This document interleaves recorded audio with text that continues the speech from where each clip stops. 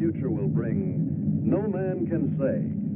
But one fact is certain. Mankind stands at the crucial crossroads of history, the threshold of a new era, the atomic age.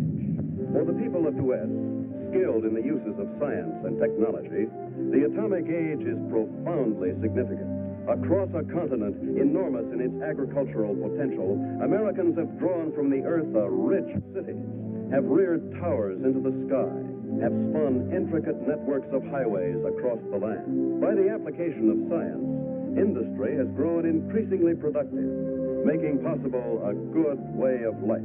With assurance, Americans look with an abiding faith to the future. For many, citizen and scientist alike, atomic energy means the promise of a more abundant life. But for many another, the atom is a threat, an evil promise, the paralyzing panic of our time. Thus, to answer the perplexing question of the atom and its implications, the people have turned their attention to the forum of public affairs, have sought to search out realities, to find the facts, or to listen to men of science, like Dr. Jeremiah Morley, famed geologist, the embattled founder of the now defunct Society to Save Civilization. It was Morley who told a Los Angeles audience that a series of atomic explosions, either accidental or deliberate, could set off a chain reaction to annihilate every man, woman, and child on the face of the earth. It could cause the death of every living thing. In a gloomy report, Morley took a dim view of history, recalled the tragically repetitious story, the decline and fall of all past civilizations. Said Morley, modern civilization could, by the phenomenon of atomic fission, be brought to dust and ashes. For example, if an A-bomb were detonated at the Empire State Building, the area of total destruction would cover an area of 2 miles. Now, since the A-bomb is already obsolete, consider the area of total destruction of an H-bomb. And science has promised us bombs 1,000 times more powerful, poisoning with radioactivity all the air and water of this earth. This could mean not only the end of our own civilization, but the very possibility of any future civilization. What are we going to do about it? I'll tell you what I am going to do about it. I have a plan to preserve human life on this planet. I hope you will join with me in carrying it out.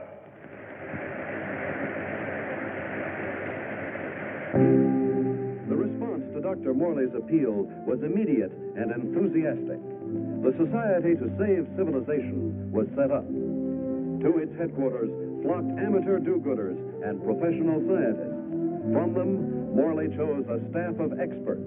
Dr. Max A. Bauer, eminent geophysicist, ousted by Hitler from the University of Munich in 1933. Dr. James Paxton, metallurgical engineer, twice winner of the McKenna Scientific Award. Joan Lindsay, medical doctor and ardent feminist, who, for her research in biochemistry, was named winner of the annual award by the American Confederation of Women Scientists. Dr. George Coleman, authority on soil conservation.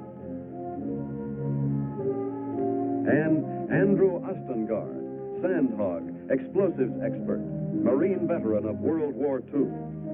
It was this team, qualified each in his own way, that helped set in motion Morley's audacious project, a daringly planned program, which he took 3 months later to the board of directors of the Carlyle Foundation. And so my colleagues and I believe that humanity can escape annihilation, can find a temporary haven, a promise of hope that, come what may, life can be sustained deep within the earth itself. Far below the surface, we shall seek a natural, geological shelter. We have a team ready for the effort. All we lack are funds. Can we get them from your foundation? Dr. Morley, I believe it would expedite matters if I were to ask the questions. We're laymen, you know. First of all, isn't the inside of the Earth solid? The interior of the Earth is made up of vast caverns and air pockets, joined by natural avenues leading from the surface. Natural avenues? Funnels and fissures. Such a fissure lies within the world's largest extinct volcano at Mount Nelly. That is where we intend to start our journey. Well, these funnels, how far down do they go? Hundreds of miles, perhaps thousands, to the very core of the Earth. But isn't the inside of the Earth, the very core, a molten, fiery mass? To the contrary. The latest body of theory holds that the inside of a sphere, such as the Earth, is cooler than the temperature at its surface. And how would you traverse these thousands of miles? Dr. Coleman, the perspective drawings, please. This is a cyclotron. A what? It's an amphibious conveyance based on the principles of an ovoidal atmosphere. A what? Like a submarine, with the mobility of a tractor.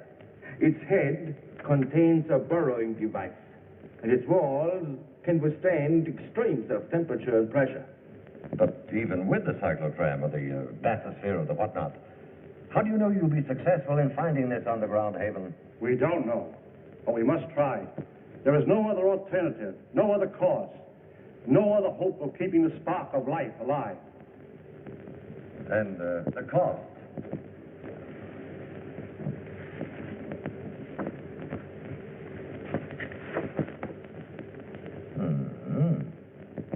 That's a lot of money, Dr. Morley. Well, surely you don't expect... But we do. I know you and your committee mean well. Mean well. Next you'll be calling us starry-eyed idealists. Dr. Lindsay, you're out of order. The whole world is out of order. And I suppose you and your associates can set it right? We couldn't have said it wronger if we tried. The appropriation was denied. To carry on his work, Dr. Morley issued repeated appeals to the members of the organization. It failed. And so, last week, the Society to Save Civilization was itself extinct. And one of its leaders, Professor Jeremiah Morley and his enthusiastic colleagues. Where were they headed after a year of devotion to a lost but spectacular cause? To newsreel reporters, Dr. Morley had only this to say. We have no plans. We have no hope.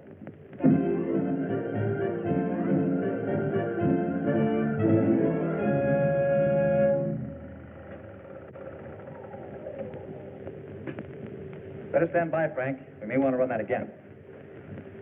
Well, gentlemen, what do you think? It's like asking a man what he thinks of his own obituary. I thought you'd like to see it, or its release, in case you had any objections. Now he thinks of our objections. You've been crucifying us for a year, Mr. Thompson, in the newspapers you edit, the magazines you publish, and the syndicates you control. And now this newsreel. Just a minute, gentlemen. You seem to have me confused with my father. He dictates the policies of our publications. Like father, like son. Nothing, Dr. Bauer, could be more unscientific. As a matter of fact, my father and I never see eye to eye on anything. So he's the villain of the piece and you are the hero. Quite the contrary. My father has all the virtues of our society. He makes the money, I spend it. It's a large occupation. Oh, I have no occupation. I'm You wouldn't. That idea of yours, Dr. Morley, about exploring the inside of the Earth. You know, I'd like to try that, just for the kicks. I'm sure you wouldn't find it very exciting. Oh, I don't know. Gentlemen, I came here tonight with a proposition. I have some money of my own. I would like to finance your project. Are you serious? Sit down, my boy. There's one stipulation, however. I go with you. And what could you do? I'm afraid you don't realize what you'd be up against. Going 1,000 miles inside the Earth. Just to satisfy a whim? Gentlemen, you act as if the fate of humanity hung upon you granting me this whim.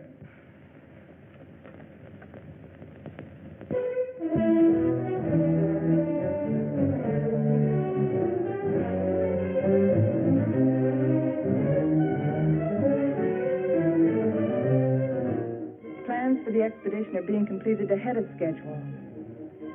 And Morley is pleased with our progress. The cyclotram nears completion. Adequate nutrition in concentrated form has been perfected. And for an auxiliary water supply, the Sloan H2O condenser will be used. By the study of our laboratory animals in a new environment, we expect to gather important scientific data. At last, the cyclotram is ready to be loaded aboard the SS Aurora.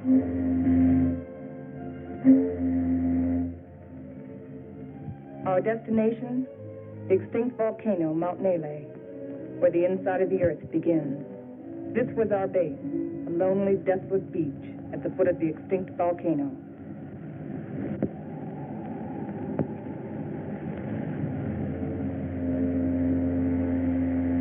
Well, let's go.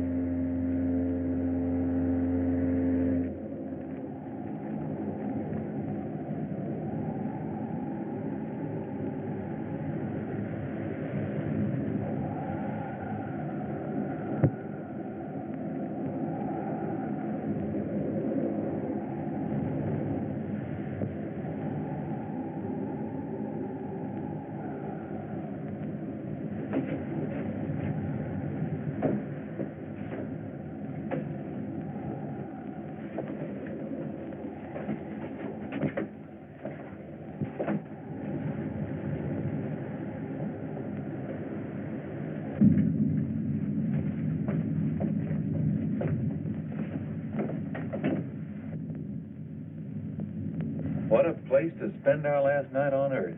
You sound like we'll all be dead in the morning. It's a possibility if we stay here.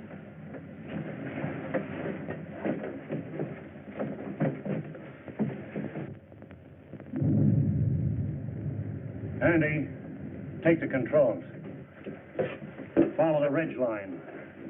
Keep out of the ravines. Descend at an angle of not more than 33 degrees.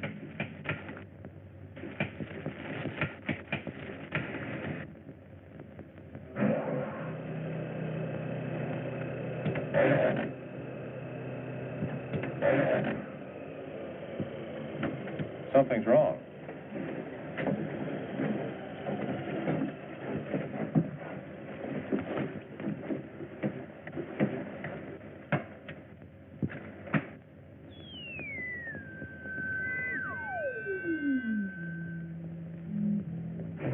Now try it.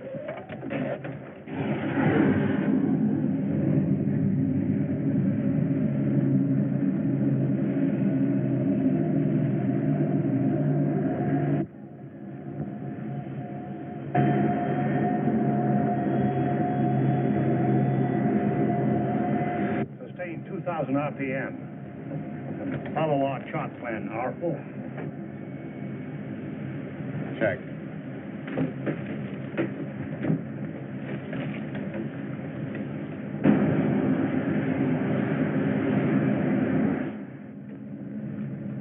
What's our elevation now?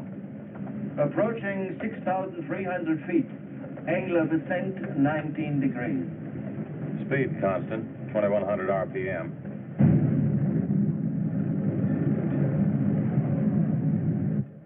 I wonder how long this iron lung is going to hold up. You can still beg out. You can't get rid of me so easily. Give me a reading on the forward rotational unit. We're up to 9,000. climbing at 24 mph. Angle 31 degrees. At that rate, we'll make the summit in 4 hours.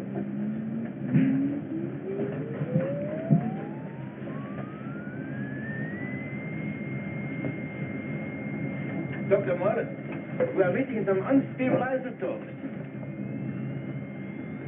Increase the lateral units in 12,000. Hey, this is getting rough.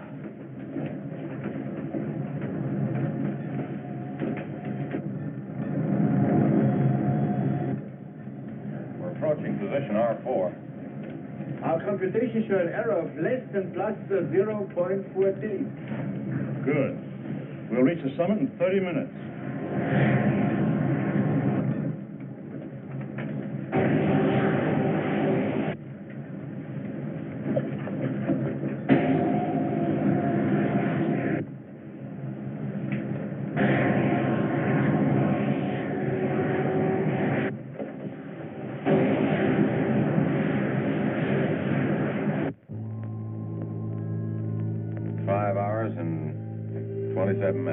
Excellent. 33 minutes ahead of our estimated schedule. We'll make a final check of our position before we enter the crater.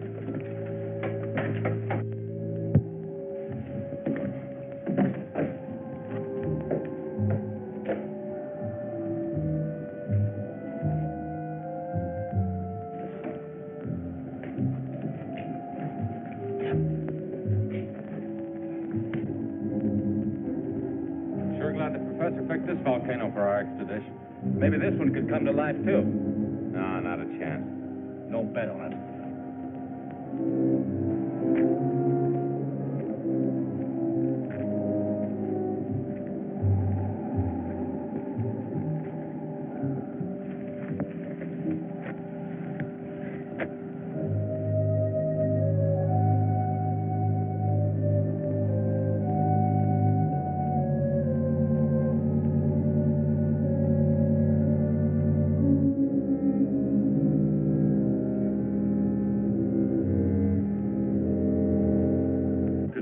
There's no reason for us to wait till dawn. We'll proceed into the crater now.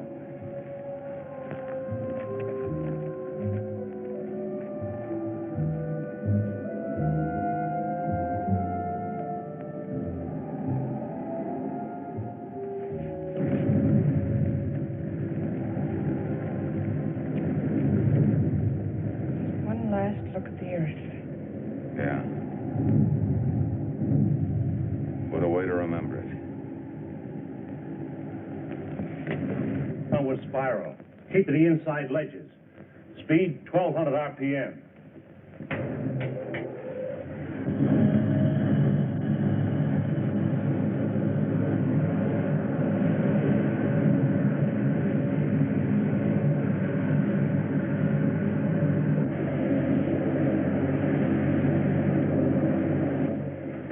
Brother, it's really black out there.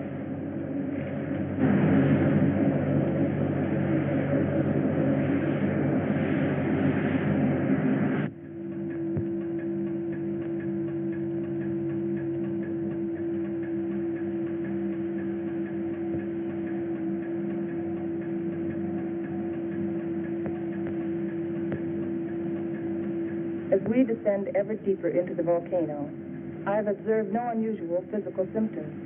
Paxton seems withdrawn, irritable, but with such an annoyance as Wright Thompson present, the condition may not be considered abnormal. The descending ledges are getting awfully narrow. We must be at position R18. Yes, we are. Cut the switches.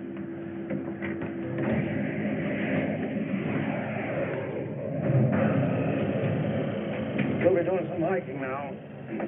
Better have some breakfast.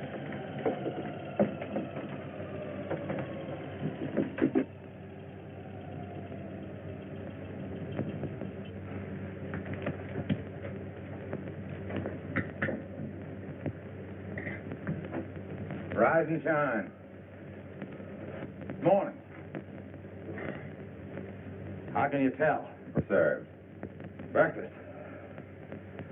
Well, I've always said there's nothing like starting off a hard day's work than with a good breakfast. Hey, Doc?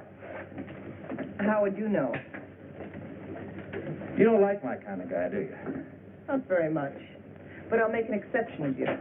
You, I don't like a lot. Coleman, take the controls. We'll scout the way on foot for you. Follow on down along the widest leg.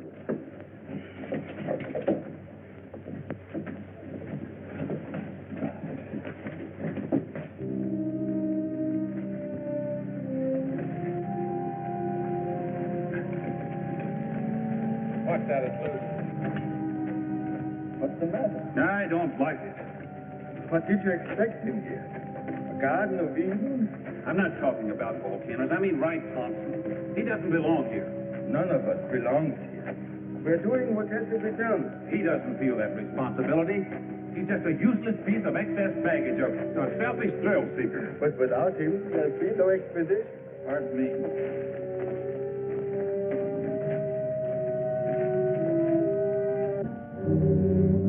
Kind of deep down there, isn't it?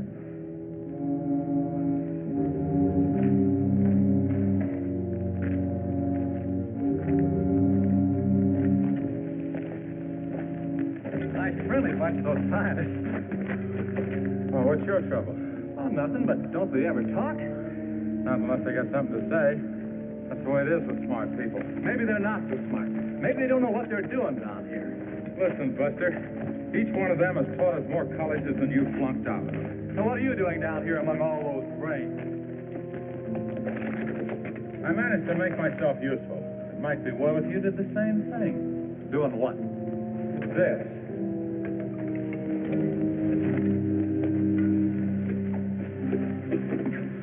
You lead the way for a while.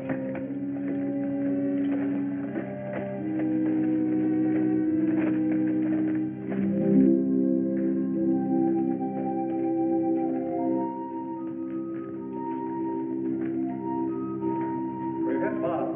Rock bottom. Hello, Coleman. Coleman, come in. Go ahead. We've reached the end of the channel. Establish our position. Our depth below mean sea level, 2.6 miles.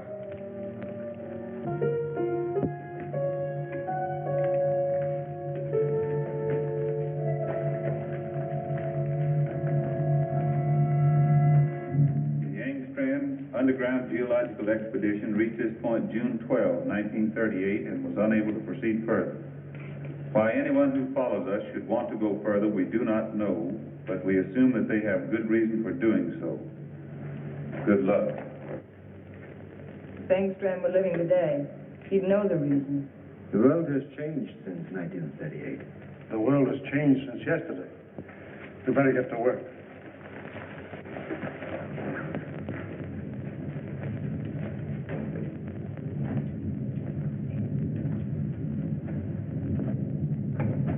Look! That's pressure from the other volcano. We'll have to work this side.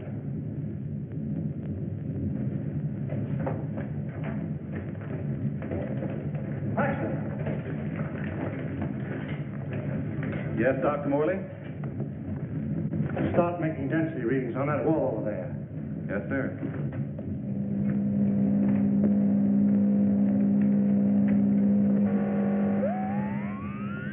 And this is it, the point of least resistance. Okay, Andy. I'm ready. We'll all go back to the cyclotram.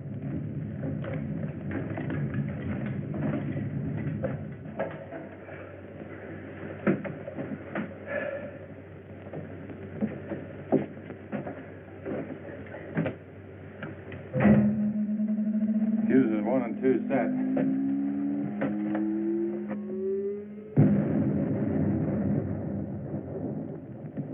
I wonder what we'll be running into.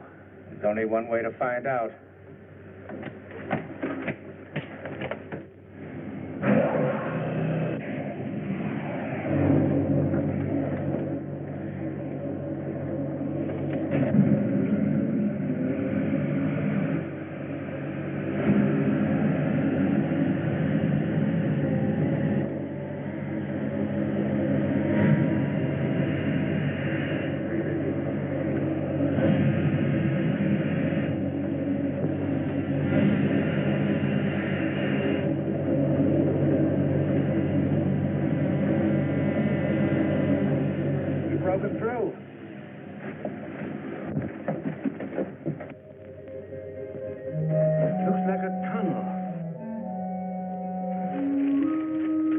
So far, so good.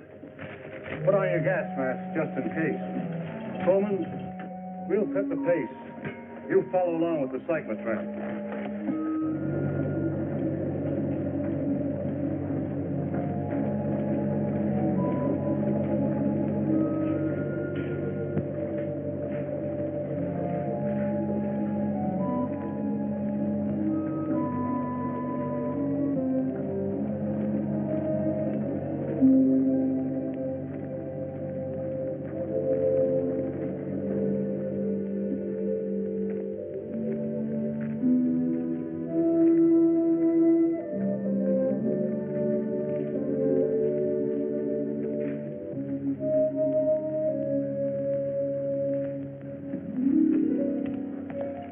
The air is fresh and clear. You can take your masks off. Pressure seems normal.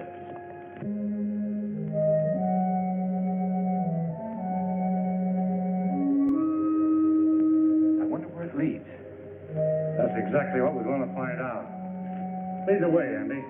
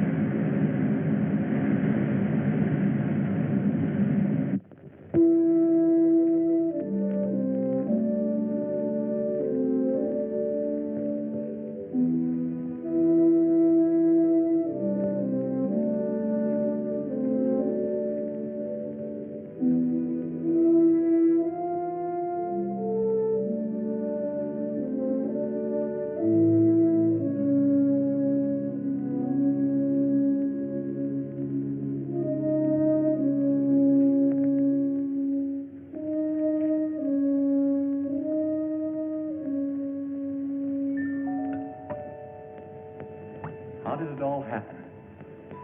Long time ago. The earth above was covered with water. And when the sea vanished, it left great limestone deposits behind. Was all this limestone? Yes.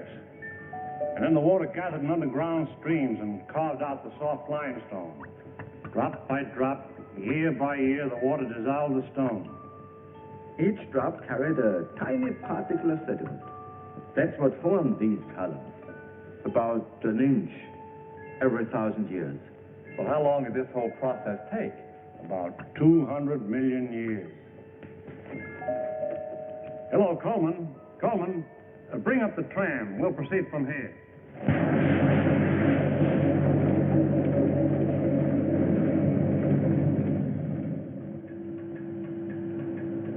We're down 100 miles. You better pull up. Cut the switches.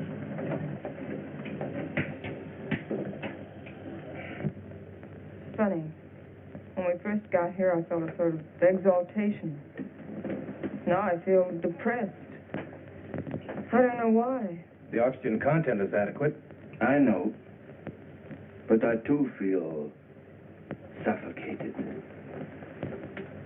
Maybe it's the unreality of this place. You know, once when I was working in the Holland Tunnel, I got cut off from my crew for 10 hours. I felt this way then.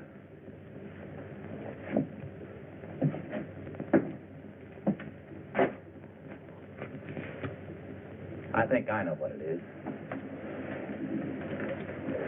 It's loneliness. It's a feeling of a person away from people. I felt it on the top of a mountain in Tibet, in the jungle, and on the Arabian desert. It's like the last cord tying you with humanity has been cut. It's more than that.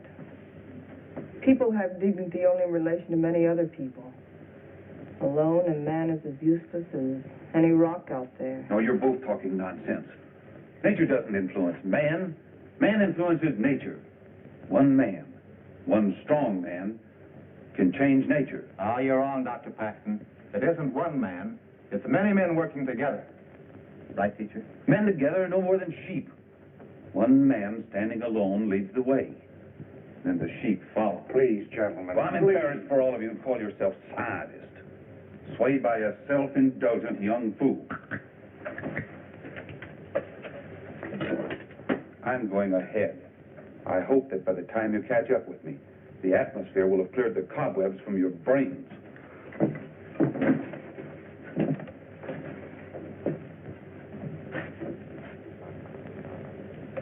I'd better go with him. It isn't safe for a man to be alone down here. Ah, he's all right. He's the leader type. I'll go with them anyway. There wouldn't be leaders if there weren't sheep like me to be led.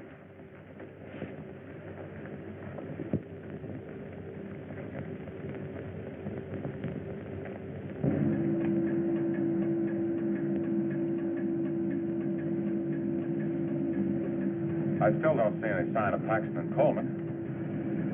Well, keep going.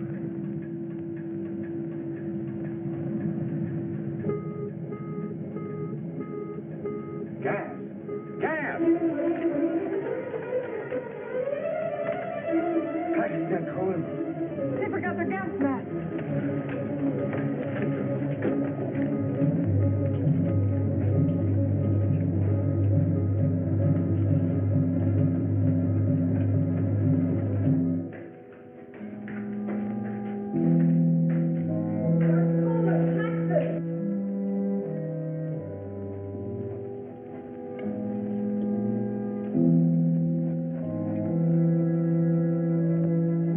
There they are!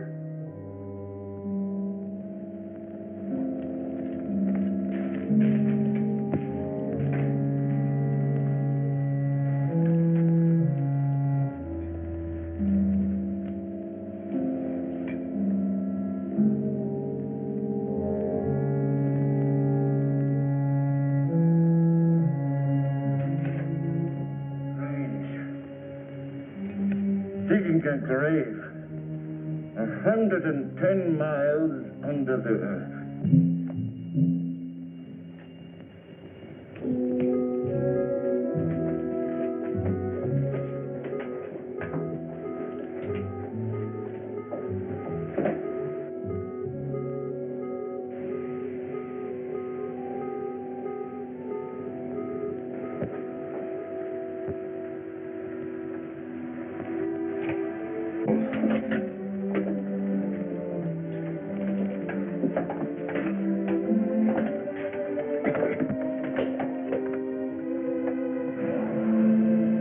Must go on. It's too late to turn back now.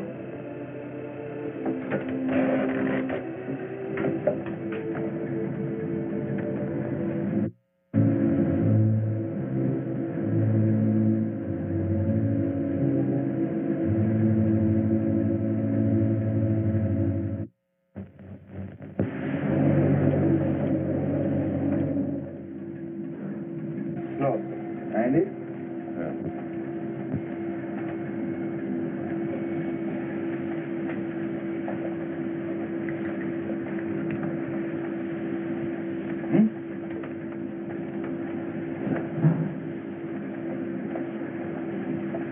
All right, now I'd give $1,000 for a good hamburger. And another 1,000 for onion sauce.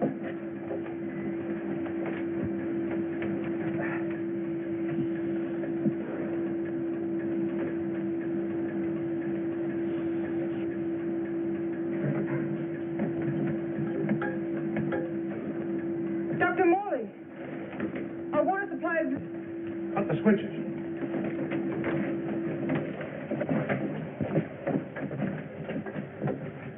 Polluted by the gas fumes. Yeah, somebody left it open. Back there just before Paxton and Coleman took off. I guess I forgot to close it. It was an accident. An accident? We may never find water again. Now I suppose you'd give $1,000 for a glass of that. Andy, there's a job to be done. We've got to find water fast, and in this area. Yeah, I know. We got about a chance in 1,000 of finding it.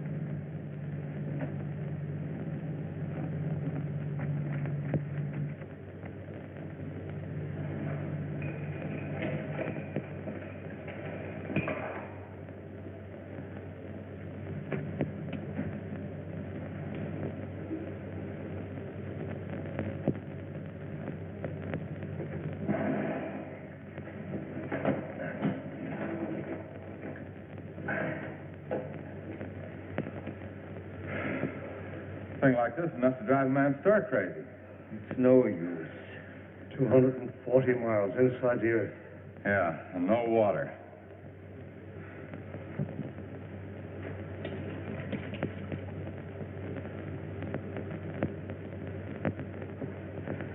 Here. I've been setting it to the animal.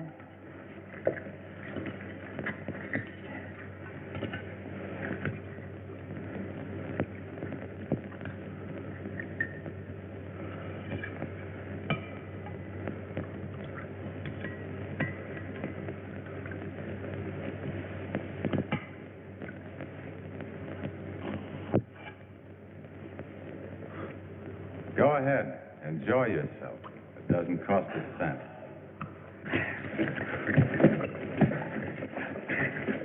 Stop it! Andy! This is ridiculous. We have something larger at stake than your personal petty feuding. Now, you two can come with us or stay here and kill each other.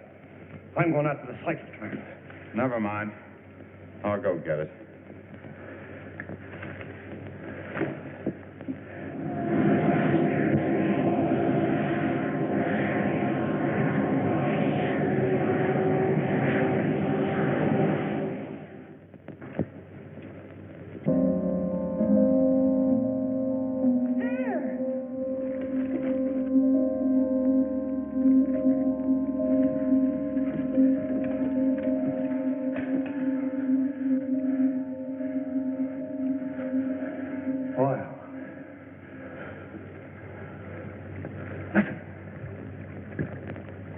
Sounds like running water. But where is it coming from? It's behind the wall.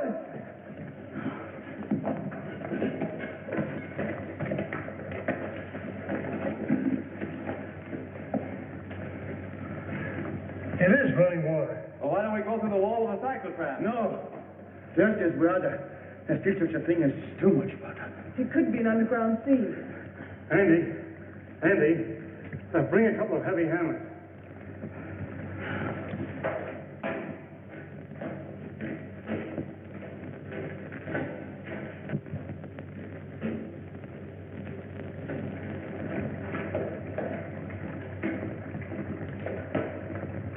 What's up, Professor? We think there's water behind that wall. Try breaking it in. Sure.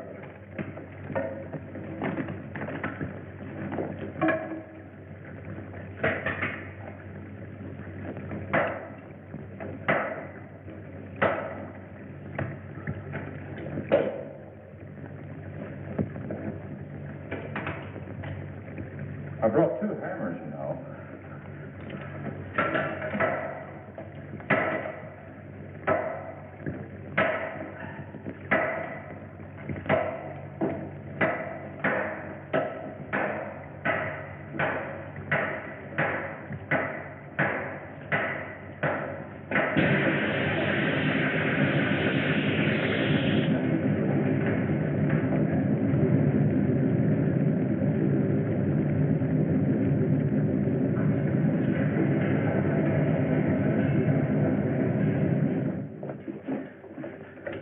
Come in here. Let's take care of that arm.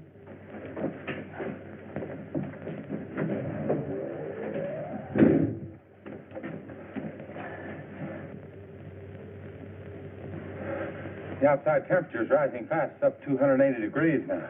It looks as if it could go on forever.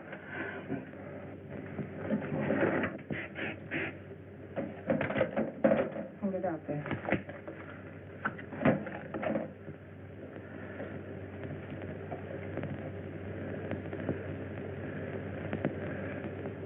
How's the temperature?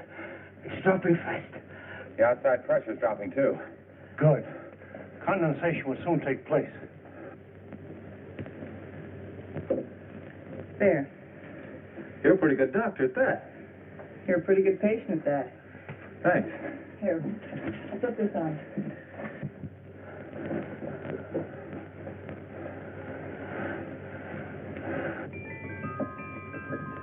It's water. Look. Look, Aaron, it's water.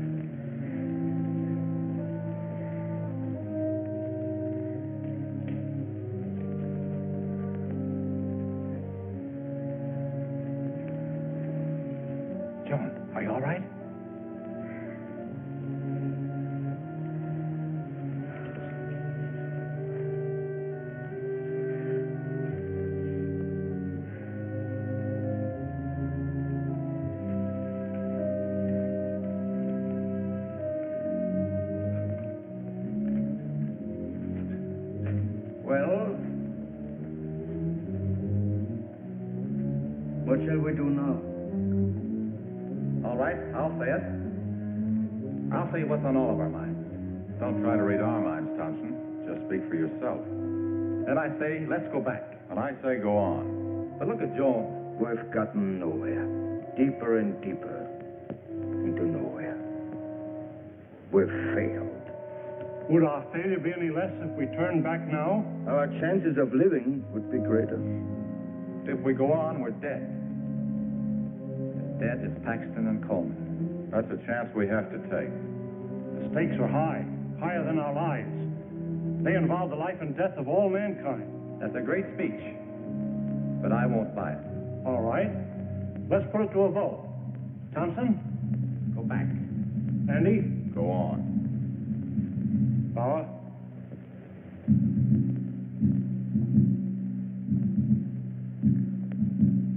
Go back. Go on. Seems to be a deadlock.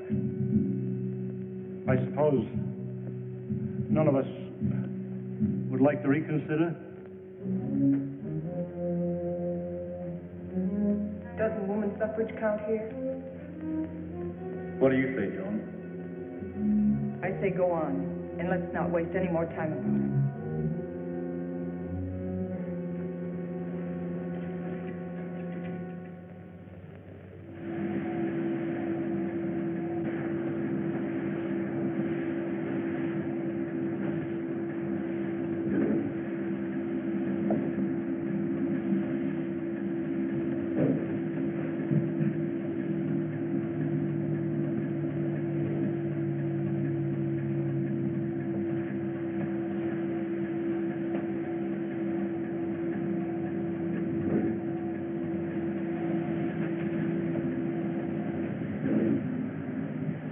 How are those burns coming along? Good as new. How are you, Doc? Oh, I'll get by. Here. What's it for? Does it have to be for something? Does everything have to be functional? Good luck ring. Saved my life in Tibet. Here, take it. Why give it to me? Haven't you ever been romanced before? Not 900 miles below sea level. Then it's about time. If there were any flowers around here, I'd pick them for you.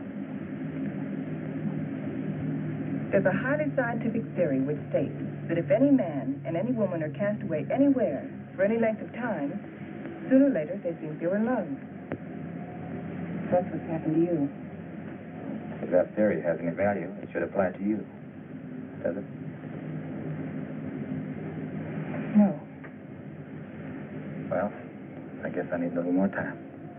We'll talk about it later.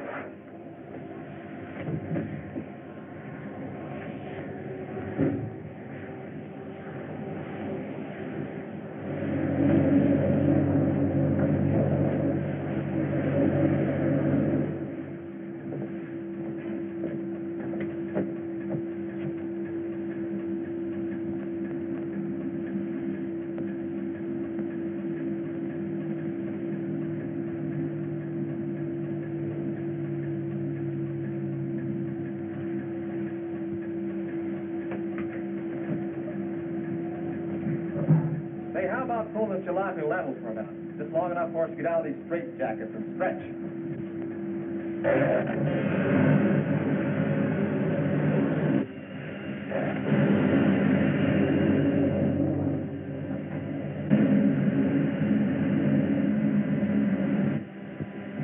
How much longer is it going to be like this? All right, what difference does it make? Plenty. If it's going to be like this the rest of the way, why go on? Why waste time? That shouldn't make any difference to you. You've never done anything but waste time. Listen, you meathead. Just because you're a sandhog that likes to go grubbing around the ground, And you're a mountain goat with his head in the clouds. Stop it, both of you! I say enough of this. What happened? I don't know. We struck water.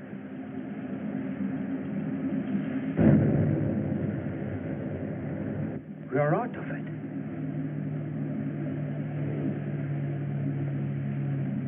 This might be what we're looking for. Let's make a landing and explore the area.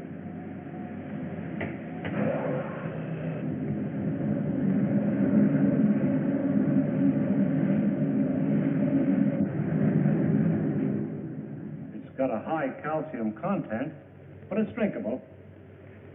Hey! Look what I found!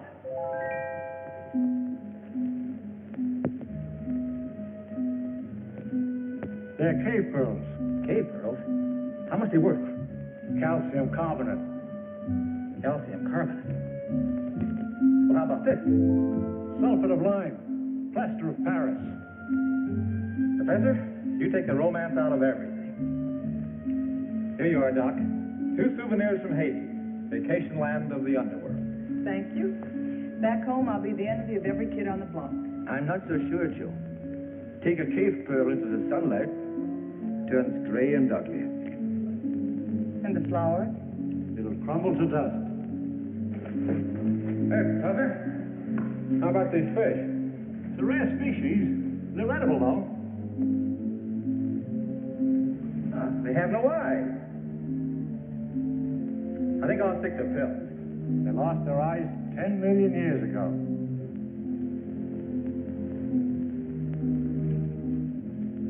What kind of a place is this?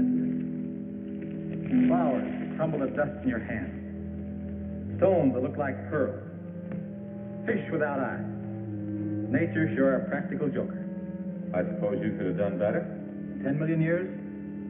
I couldn't have done worse. Morley believes this is the shelter we've been searching for. A valley of shadows, where light can be sustained. A shelter for humanity. And yet our morale is very low. What do we want? A ray or two of sunshine? A change of seasons? Starry nights? In this graveyard, Morley thinks We can build a new life right here. You mean this is what we're looking for? You'll get used to it. Well, who wants to get used to it? why don't we go on? A little further. But we've come 1,100 miles already. How can you measure what we've been through in miles? I say let's go back or go on. But this is no place. What is your wish? We've come so far. Let's go on.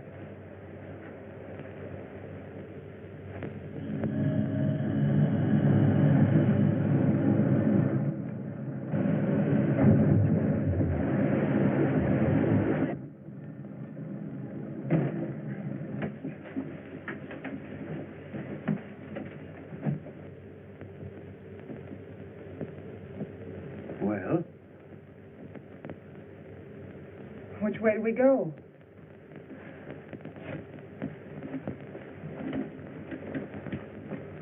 I suppose we'll have to explore both channels. I'll take the right one. Right? You take the other. Why me? I'll tell you why. I'm sick of taking your orders. That's the trouble with you, Thompson. That's all you do is take, you never give. Without me, there wouldn't have been any expedition. Well, that's not enough. It's time you gave something yourself and not your pocketbook. Andy. We might as well get started.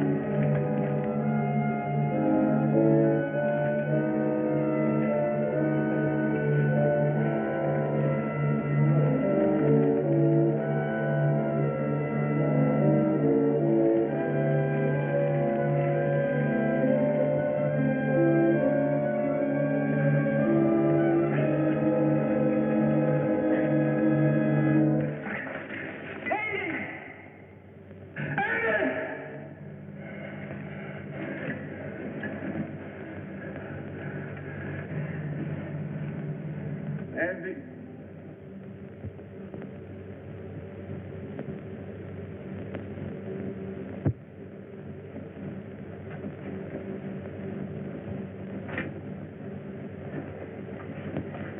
You're supposed to be taking it easy. Try to get some rest. Listen to me, Wright. You've been like this for days. How long can you keep it up? He didn't like me any more than I liked him. Yet he saved my life. It doesn't help brooding over it. But he died saving my life. He did what he believed was right.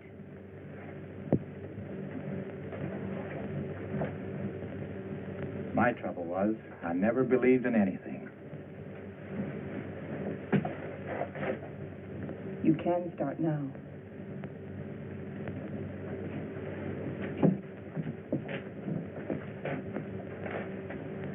Morley wants to go back to that Valley of the Shadows he liked so much. Well, it's better than this, but it isn't good enough. What do you want to do? I too want to go back, but all the way back. Now that Andy's dead, Now that Andy is dead, we've got to go on. We've got to, until we find what we're after. If we fail, then we can talk about going back.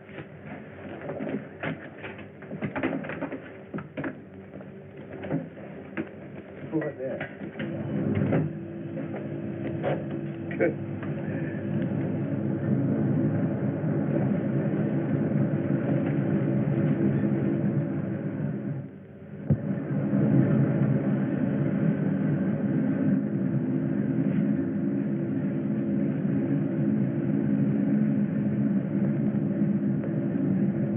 This must be a continuation of the other river. No, I think it's just the seepage from it. Listen. What's that?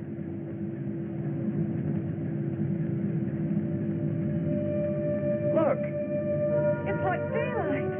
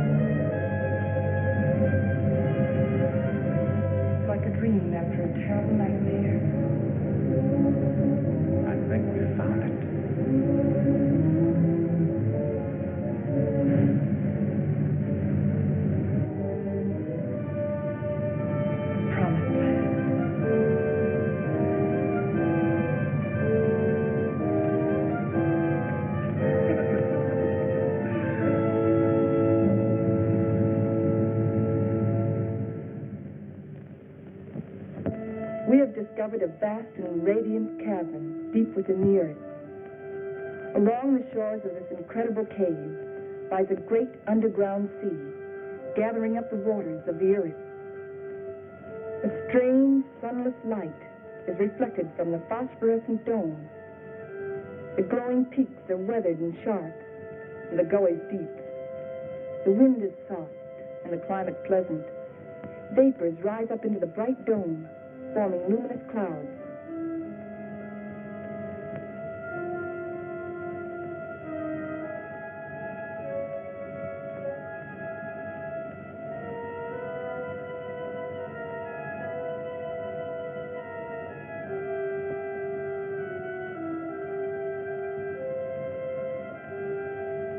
The area is rich in chemical resources. That means power and industry, according to Bauer. And Wright says a real estate boom is on.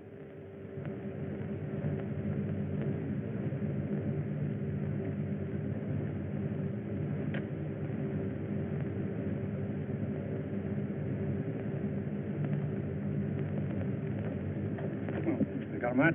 Sure, sure.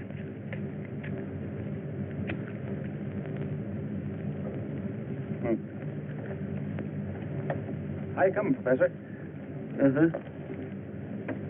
Still feeding those rabbits? They eat like pigs. Small wonder. They're expecting in a couple of weeks. All of the rabbits? No, silly. Just the lady rabbits. Tell me more. Here, make yourself useful. Get some more water. Explorations and surveys of the surrounding area continue.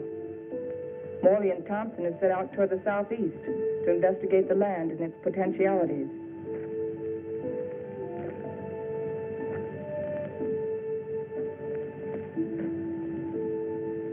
This is a strange kind of sand. That's not sand, that's volcanic ash. The ash will make good fertilizer for our crops. Crops? Let's face facts, Morley. This is a desert. The very word means deserted by life. And you talk about crops. It can be irrigated. This country has everything. Water, soil, air, heat. Yeah, you're forgetting one thing, though. No sunlight. Science can adjust that. Crops can thrive without sunlight. Perhaps. But can we?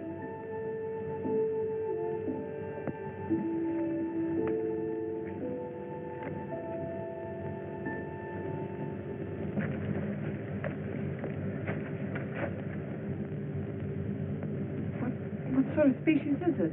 It's the fossil remains of a species of lungfish. He breathed by means of both lungs and gills. When he came out of the sea 400 million years ago, he was the ruler of the animal kingdom. With his lungs, he was a pioneer in a new way of life. How did they become extinct? Like some of us on Earth, they seem to hurry the process of extinction. Let's get out of here.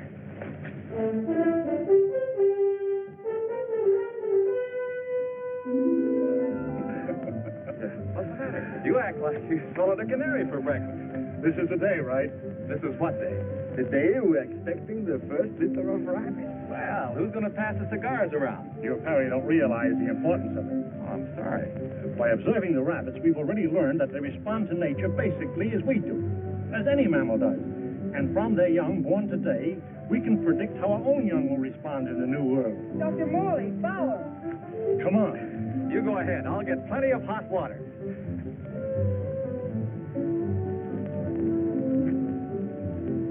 Well, how many boy rabbits and how many girl rabbits, huh? What's the matter?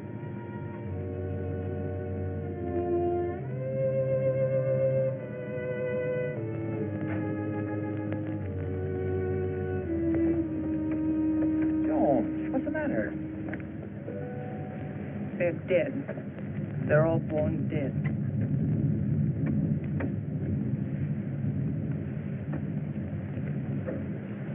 I can't understand it. Why? Why? There must be some cause, some biological reason. We've been searching for causes. Our investigations have been checked, tests rechecked. Examination of genetic tissue proves that all experimental animals born here are sterile.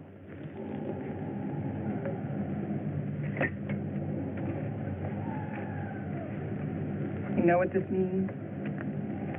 This new world. A haven for the dead. This is the end of the line. Now we know that the human race cannot reproduce itself in this underworld region. It appears our mission is a failure. Then we can't stay here. At least one generation could. And after that, what? The end of humanity. That I won't accept. Neither can you run away from facts.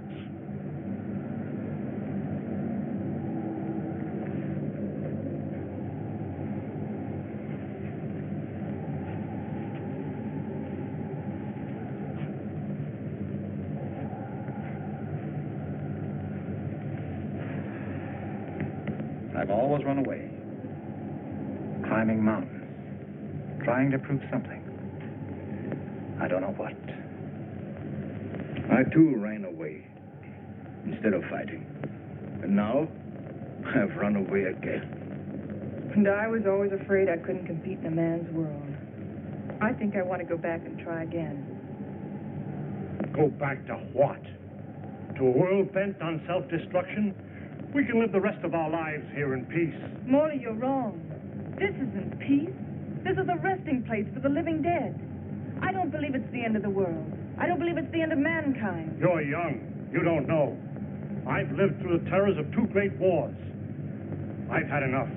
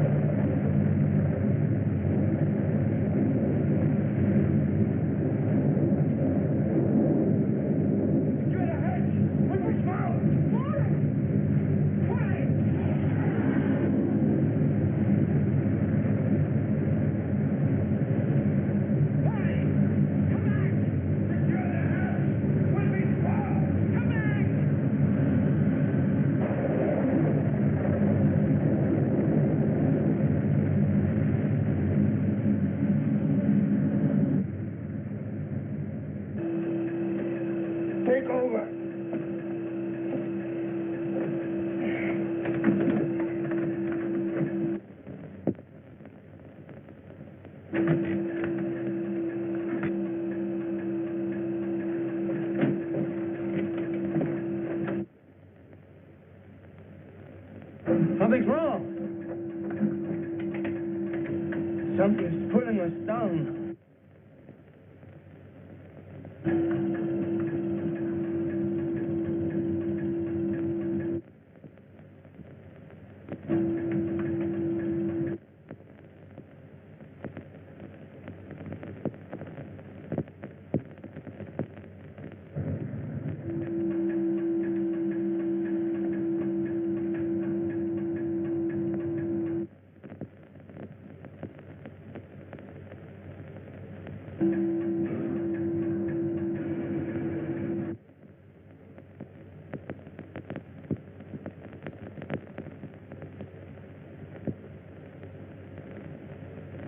We are lost.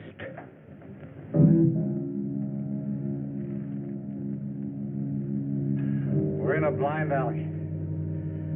Ever since we started, we've been in a blind alley. We can't bury ourselves in the earth and expect to live. Maybe that's the secret. Morley understood. Strange.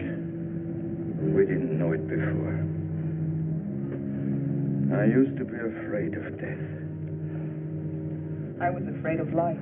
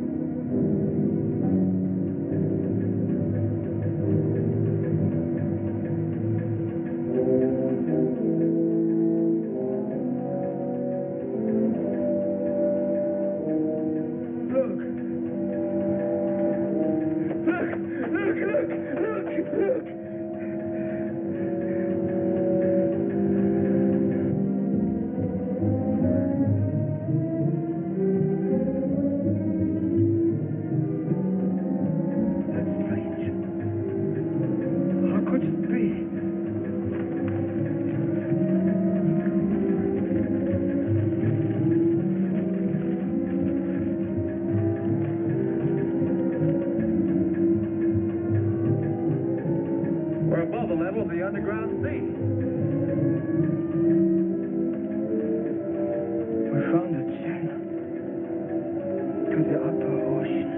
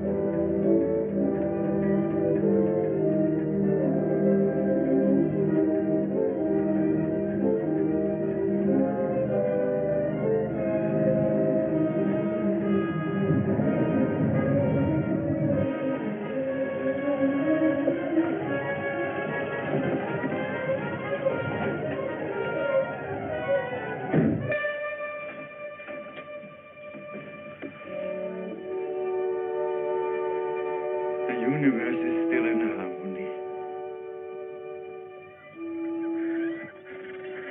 There's life on that island. People. I feel like I'll live forever.